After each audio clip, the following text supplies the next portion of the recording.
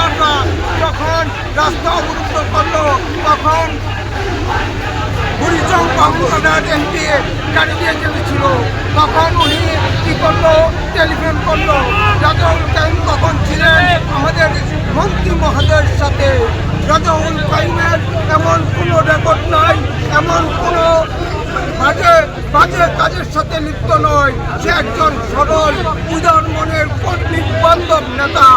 এই কর্মী বান্ধব নেতাকে বাংলাদেশ জাতীয়তাবাদী দলকে শক্তিকে খর্ব করার জন্য এই ষড়যন্ত্র। রাজাউল কাইম দীর্ঘ 17টি বছর এই খুনি হাসিনার ব্রিটিশ হাসিনার শাসনে হেন কোনো মামলা নাই, হেন কোনো অপরাধ নাই, হেন কোনো রিমান্ড নাই যে আমার নেতার উপর টর্চারিং করে নাই।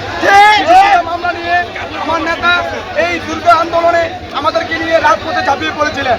আমরা ওনার সন্তানের মতন যখন আমাদেরকে নির্দেশ দিতেন আমার নেতা, আমরা এই খুনি শেখ হাসিনার এই স্বৈরাচারী শেখ হাসিনার আন্দোলনে আমরা ঝাঁপিয়ে পড়েছি।